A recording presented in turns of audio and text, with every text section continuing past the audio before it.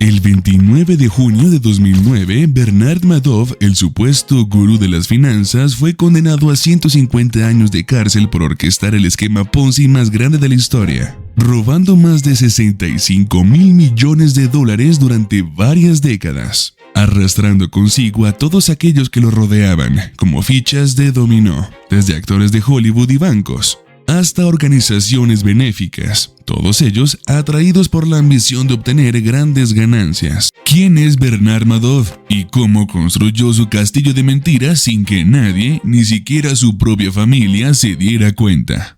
Bernard, o Bernie, como le llamaban sus conocidos, provenía de una familia de ascendencia judía que emigró a Estados Unidos a principios del siglo XX.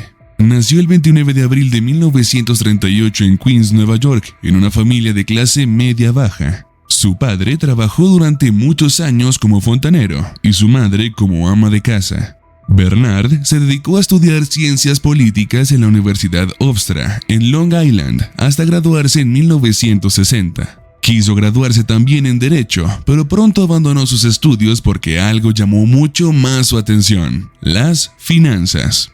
En 1960, Bernard Madoff reunió todo el dinero que tenía a su alcance, $5,000 que había ahorrado trabajando como salvavidas y en otros oficios temporales, y $50,000 que su suegro le prestó. Con ese capital, a los 22 años decidió fundar junto a su esposa una empresa de inversiones llamada Bernard L. Madoff Investment Securities LLC. Este sería el inicio de la impulsión de su ambición, que más adelante lo llevaría a crear un castillo de mentiras y estafas. Bernard L. Madoff Investment Securities tuvo un buen desempeño en la bolsa, invirtiendo en acciones pequeñas que apenas valían unos centavos, mediante la estrategia controvertida pero legal conocida como Payment for Order Flow, en la que los creadores de mercado pagan una comisión a los corredores de bolsa por enviarles operaciones. Madoff se dio cuenta de que era bueno en las finanzas y mientras más dinero ganaba, más deseaba crecer. Para finales de 1980, Madoff ganaba cerca de $100 millones al año y era respetado en Wall Street. Sin embargo, su ambición había crecido tanto que lo llevó a crear la estafa más grande de la historia y a no detenerse hasta ser descubierto. Su empresa creció cada vez más gracias a una serie de inversionistas que atrajo por el aura y la reputación de exclusividad que había construido en el mercado. Incluso tenía una lista de espera para que sus clientes invirtieran su dinero con él, llegando a contar con más de 13,600 personas o entidades para 2008, cuando su fraude se vino abajo. Entre los clientes más conocidos estaban el director de cine Steven Spielberg, el premio Nobel de la Paz Elie Wiesel, el presentador estrella de la CNN Larry King, el cantante John Denver, el bateador de béisbol Sandy Koufax y el dueño de los Mets Fred Wilpon. Además, contaba con entidades como las universidades de Columbia y Brandeis, el Hospital Universitario de Nueva York, BBVA, Bank of America, Credit Suisse y varias organizaciones caritativas.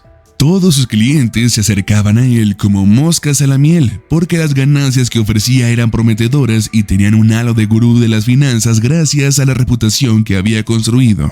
Su empresa ofrecía rendimientos anuales del 10% o más mediante una supuesta estrategia llamada Split Strike Conversion, también conocida como la estrategia del collar, lo que era suficiente para no generar sospechas y atraer a clientes que querían ganar dinero fácil, muchos de los cuales no tenían conocimientos del mercado bursátil. Sin embargo, lo que se escondía detrás era en realidad el famoso esquema Ponzi. Madoff recibía el dinero de sus clientes y les prometía que lo invertiría para obtener los mejores rendimientos. Pero lo que en realidad hacía era guardarlo en una cuenta bancaria. Cuando un inversor decidía retirar su dinero, lo que hacía era coger el dinero de los últimos inversores y pagarlos. Sin embargo, era raro que sus clientes decidieran sacar su dinero, porque les generaba muchas ganancias y se sentían privilegiados de invertir con Madoff debido a su reputación. En los 90, al menos un 10% de todas las transacciones de la New York Stock Exchange se realizaban a través del broker de Madoff, quien había llegado a la cima donde quería estar, junto a los más grandes de Wall Street. Llevaba una vida de lujos que compartía con su familia, a quienes había llevado a trabajar junto a él, como a su hermano Peter, quien era su cómplice desde 1970, y sus dos hijos, Andrew y Mark, quienes supuestamente desconocían el esquema Ponzi. Pero como ningún crimen es perfecto, el castillo piramidal construido con mentiras y estafas de Bernard Madoff estaba a punto de desplomarse. En escena aparece Harry Markopolos, un investigador forense de contabilidad y fraude financiero, quien comenzó a sospechar de Madoff en la década de los 90. Lo investigó secretamente y descubrió que su negocio se trataba en realidad de un esquema Ponzi, por lo que envió pruebas a la Comisión de Bolsa y Valores de Estados Unidos a inicios de los 2000, pero la institución no realizó la investigación debida. A pesar de ello, Markopolos no desistió en su intento de desenmascarar a Madoff y envió las pruebas a la SEC en 5 ocasiones, logrando que en 2005 lo investigaran, pero concluyeron que las acusaciones eran falsas. La SEC quedó desprestigiada cuando años después se descubrió la verdad. En 2008 comenzó la crisis financiera que afectó al mundo entero. Este fue el contexto idóneo para que la empresa de Madoff cayera por su propio peso. Muchas empresas empezaban a tener grandes pérdidas y los clientes de Bernard Madoff comenzaron a solicitar el retiro de su dinero. Sin embargo, no había suficiente dinero para devolverles a todos. Había una cola de retiros de hasta $7.000 millones, mientras que los fondos disponibles en las cuentas de la estafa apenas alcanzaban los $200 millones. El imperio de Madoff estaba a punto de caer. La noche del 10 de diciembre de 2008, Bernard Madoff, acorralado y sin salida, con la justicia respirándole en la nuca, se reunió con sus hijos y su esposa y les confesó la verdad. Su empresa era en realidad un esquema Ponzi y ya no tenía dinero para sostenerla. Sus dos hijos, Andrew y Mark, sintieron que el mundo se les caía encima. Su padre, a quienes creían un gran hombre, era en realidad un astuto criminal. Fueron al FBI y lo denunciaron para evitar ser involucrados como cómplices, aunque no pudieron evitar que el escándalo los manchara a ellos y a toda su familia.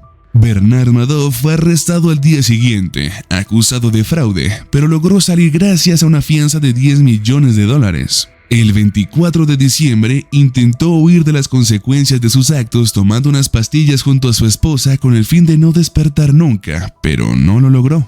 Tras 6 meses de investigación y juicio, donde se convirtió en el hombre más odiado, fue condenado a 150 años de cárcel, la mayor pena posible, y ordenado a pagar $170.800 millones en restitución, por llevar a cabo y mantener durante más de 2 décadas un fraudulento esquema de inversiones calculado en más de $65.000 millones. Su caída trajo una serie de tragedias en su entorno. Algunas de sus víctimas no pudieron soportar la pérdida de todo su dinero y acabaron con sus vidas, como el exfinancista francés Thierry de Belluche, quien decidió cortarse las venas tras perder entre $1.500 y $2.000 millones, que eran sus ahorros y los de sus clientes. William Foxton, un ex veterano de guerra inglés, se disparó por haber confiado en Madoff todos los ahorros de su familia.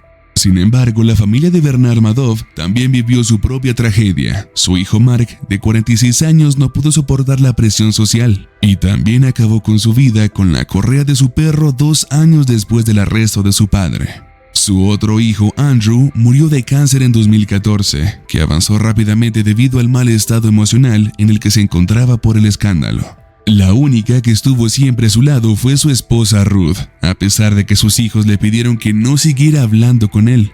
Ella prefirió estar con él, aunque eso significara darles la espalda a sus hijos. La justicia no pudo reunir pruebas suficientes en su contra, por lo que se salvó de ir a la cárcel, pero perdió a sus 2 hijos y su esposo.